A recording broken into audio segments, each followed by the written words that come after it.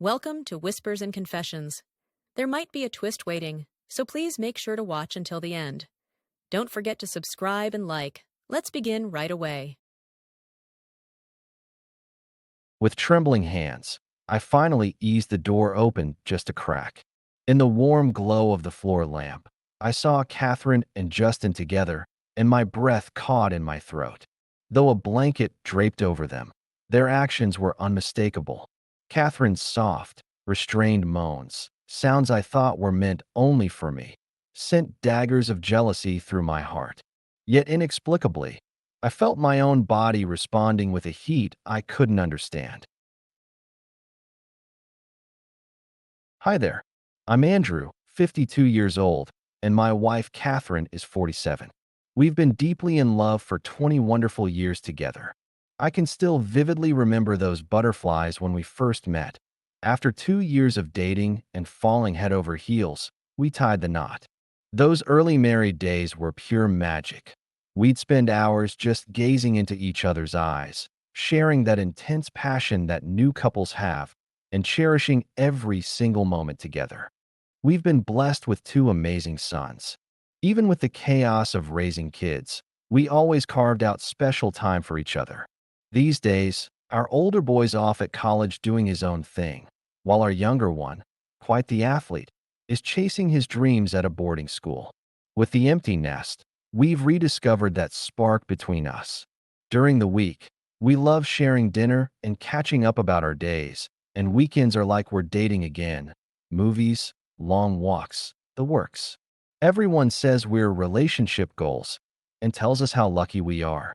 Catherine just gets more stunning with age.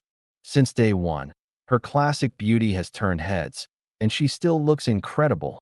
You'd never guess her age. She's religious about her skincare routine and hits the gym regularly. Her polished, sophisticated style always gets compliments. Since the kids moved out, she's doubled down on her fitness routine. People are always asking, "What's your secret to looking so young and gorgeous?"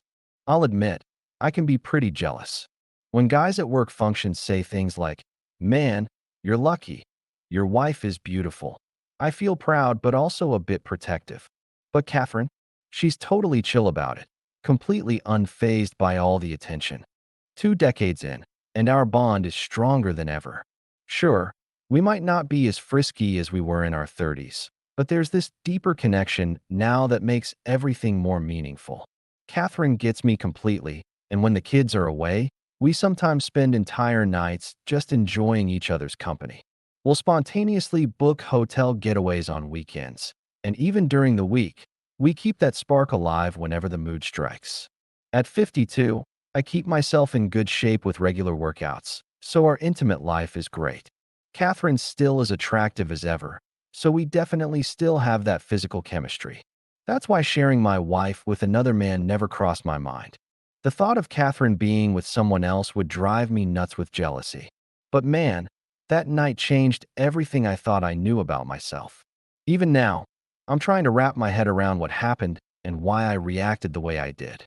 Not long ago, this new guy Justin, 33, joined our company. Though he was a bit older for a new hire, he quickly proved himself with his experience and skills. Everyone loved his humble, respectful attitude. As we started hanging out after work more, I asked about his dating life one day. He gave this sad smile and said, "I was seeing someone, but things didn't work out." You could tell he was hurting, though he kept it totally professional at work. Seeing him so down, I'd often suggest grabbing drinks after hours. Then one day he opened up with this heavy sigh. "Actually, my girlfriend and I just split up." Right then, wanting to help him feel better, I said, "Hey, why don't you come over to my place? My wife's an amazing cook." When I called Catherine, she was totally on board, saying, "Of course, it'll be nice to have company." With the kids gone, we had plenty of space, and we often had friends over for drinks anyway. Justin asked kind of nervously, "Are you sure it's okay?" But I insisted, "Don't sweat it. You need some cheering up? Come enjoy a home-cooked meal." Honestly, as his mentor, I just wanted to help lift his spirits. When the day came, Catherine went all out with dinner, and I picked up some beer and wine. With the kids away, It seemed perfect for a casual adult get-together, and everything started off great. Justin showed up right on time, looking a bit nervous as he said, "Thanks for having me." Catherine gave him this warm, welcome smile and said, "Come on in. Dinner's ready. Make yourself at home." The table was loaded with Catherine's amazing cooking, and Justin was blown away, saying, "Wow, this looks incredible." I couldn't help bragging, "That's all Catherine," but Catherine just smiled modestly and said, "Oh, it's nothing fancy, please enjoy." The three of us gathered around the dining table as I poured beer and raised our glasses in a toast. Nothing heals a broken heart better than good food and drinks with friends. "Let's focus on lifting your spirits tonight," I said warmly. Justin gave a small, appreciative smile and replied, "I really can't thank you enough. I'm lucky to have a mentor like you." Catherine added her own gentle encouragement. "You've got your whole life ahead of you. Someone even better is out there waiting. Try not to let this get you down too much." As we enjoyed our meal, Justin's cheerful facade suddenly cracked. It hurt so much. "I really loved her," he confessed quietly. Catherine's expression softened with empathy as she said, "Of course it does. Real love leaves real scars when it ends. But trust me, time really does heal all wounds." She served him another helping of food, and his grateful smile showed her kindness wasn't going unnoticed. "I can't remember the last time I had such an amazing home-cooked meal," Justin said earnestly as we finished eating. "What did I tell you?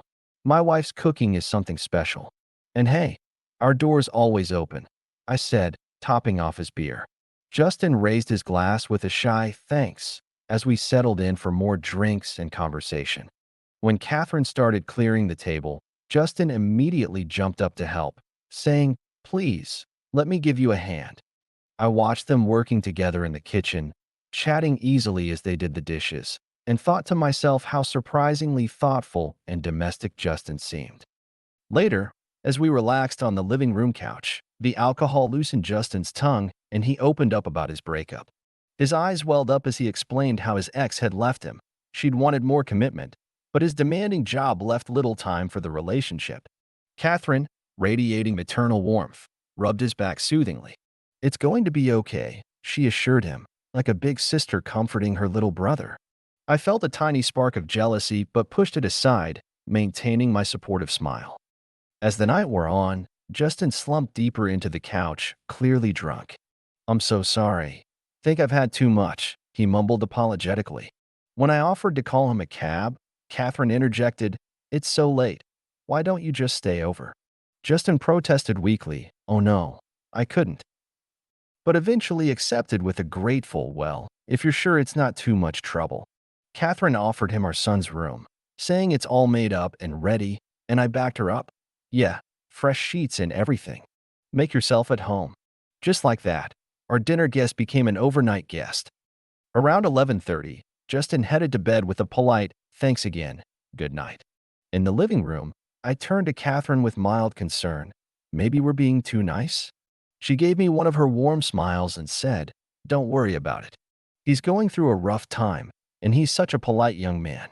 I nodded and said, "Yeah, you're right," but couldn't shake a vague sense of unease.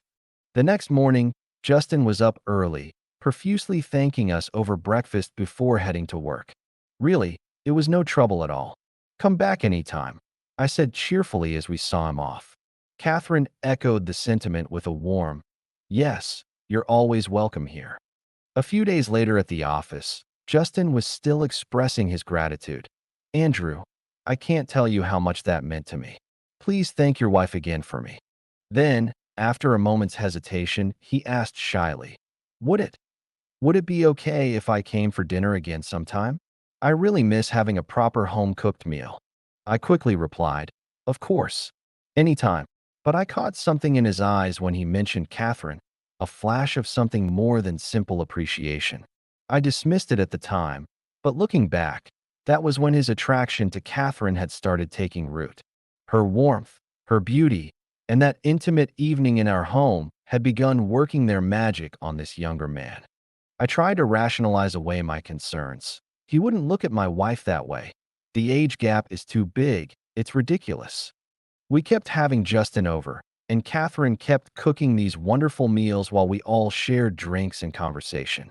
Justin was always the picture of respect, warmly thanking Catherine, and I'd watch with satisfaction, thinking, what a great mentee. Then came that conversation I never saw coming. Andrew, there's something personal I need to discuss. Justin began seriously one evening at a quiet bar near work. I smiled encouragingly, assuming it was work-related, but his actual words knocked the wind out of me. Would you consider letting me borrow Catherine?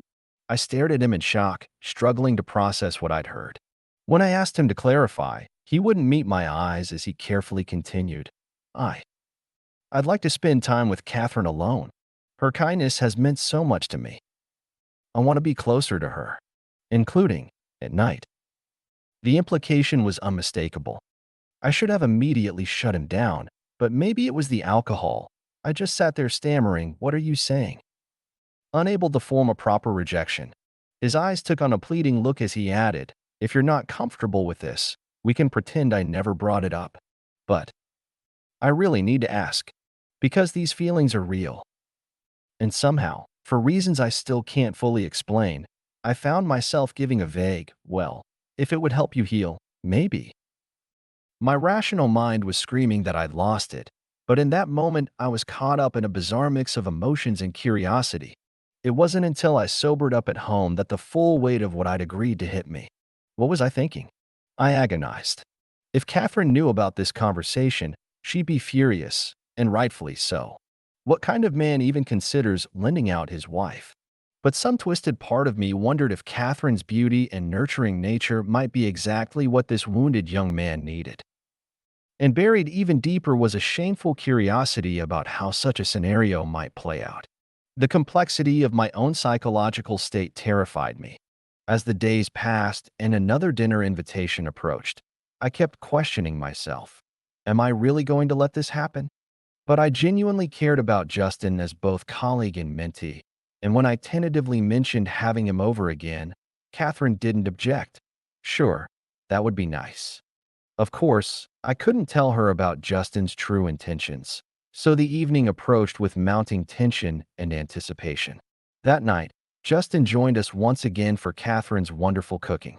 As we relaxed with our drinks, he finally worked up the courage to ask if he could speak with Catherine privately in another room. For a moment, I felt like the air had been knocked out of my lungs. After what seemed like an eternity, I managed to say, "All right."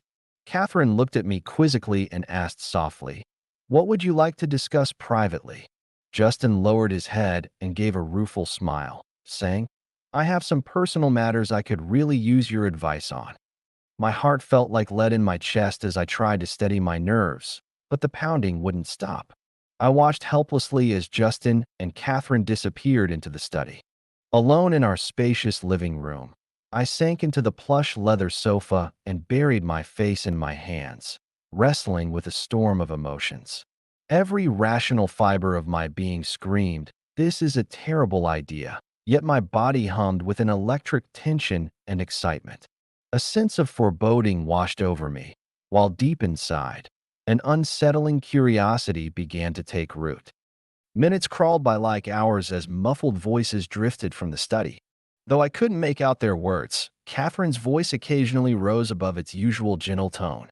The mixture of anxiety and anticipation became unbearable until I found myself drawn to the study door. My whole body shook as fear and curiosity collided at the thought of what lay beyond, and then suddenly, the voices fell silent, replaced by the soft sound of Catherine's breathing. This isn't real. I tried to tell myself, but reality was staring me in the face as beads of sweat formed on my skin. My hand rested on the cool metal of the doorknob, but I couldn't bring myself to turn it. I had the power to burst in and end this whole thing, but my body refused to move. Instead, an overwhelming urge to witness what was happening behind that door grew stronger by the second. With trembling hands, I finally eased the door open just a crack. In the warm glow of the floor lamp, I saw Catherine and Justin together, and my breath caught in my throat. Though a blanket draped over them, their actions were unmistakable. Catherine's soft, restrained moans, sounds I thought were meant only for me, sent daggers of jealousy through my heart. Yet inexplicably, I felt my own body responding with a heat I couldn't understand. My mind screamed to stop this madness, but I couldn't tear my eyes away. Watching Justin hold my wife, seeing Catherine's chest rise and fall with heavy breaths as they moved together like young lovers, it sent shockwaves through my system. Yet somehow, the scene before me was mesmerizing in its forbidden nature. Time seemed to stand still as I watched, transfixed. Catherine's face showed expressions I'd never seen before, lost in the throes of passion as she surrendered herself to Justin's young, eager movements. Though my conscience screamed, "How can you just stand here watching?" I remained rooted to the spot, as if under a spell. My mind reeled between searing pain and an unfamiliar excitement that left me dizzy. When Catherine's sharp cry of release finally pierced the air, my knees nearly buckled beneath me. Still, I couldn't look away, compelled to watch until the very end like a man possessed. In the aftermath, Catherine and Justin gazed at each other with satisfied smiles, basking in their shared moment of bliss. Wiping the cold sweat from my brow, heart still racing, I quietly pulled the door shut and stumbled back to the living room. I collapsed onto the sofa, my mind spinning with the question, what the hell am I doing? About half an hour later, they emerged, and Catherine casually said, "Sorry the talk took so long." Justin nodded slightly and said, "Thank you for everything." Tongue-tied, all I could manage was a weak, "Yeah, sure." After Justin left, Catherine looked at me with concern in her eyes. "Honey, you look strange. Are you okay?" I stammered out a lie, "No, I'm fine," and she smiled warmly, accepting my words without suspicion. That night, I tossed and turned until dawn, unable to shake the images from my mind. The next day, we both went about our routines as if nothing had happened, but my thoughts kept circling back to what I'd witnessed. It took several days for me to process what I was feeling. Beyond the jealousy lay an unexpected excitement, and surprisingly, my love for Catherine had intensified. That evening, I couldn't keep my hands off her the moment I got home, and we shared a passion unlike anything we'd experienced before. Catherine seemed pleasantly surprised, asking with a playful smile, "What's gotten into you?" as she eagerly matched my desire. From that point on, I found myself caught up in this unconventional arrangement of sharing my wife. Whenever Justin mentioned wanting to talk with Catherine, I deliberately arranged these meetings at our home, silently anticipating their encounters. Each time I watched them together, my heart would shatter while my body buzzed with excitement, and afterward, my passion for Catherine would burn even hotter. While Catherine maintained a casual, "if you're fine with it, I am too" attitude, I could tell she was secretly thrilled by her relationship with young Justin. She seemed to bloom under his attention, reveling in his youthful energy and passion. The thought drove me crazy with jealousy, yet I couldn't resist these complicated feelings. Now Justin's visits have become a regular thing. Once or twice a week, he joins us for dinner before disappearing into the study with Catherine. I torture myself imagining their intimacy until I inevitably end up watching through the crack in the door. When it's over, Justin leaves with a polite, "Thank you," and I reclaim Catherine with renewed passion. We've fallen into this twisted triangle, each playing our part. This is my life now, caught between my beloved wife and my younger colleague Justin, watching their encounters while riding waves of jealousy and excitement. Deep down, I worry that this arrangement could eventually destroy our marriage, but I can't bring myself to end it. I've become addicted to this strange dynamic where watching their encounters makes me desire Catherine even more intensely. Of course, I know it can't last forever.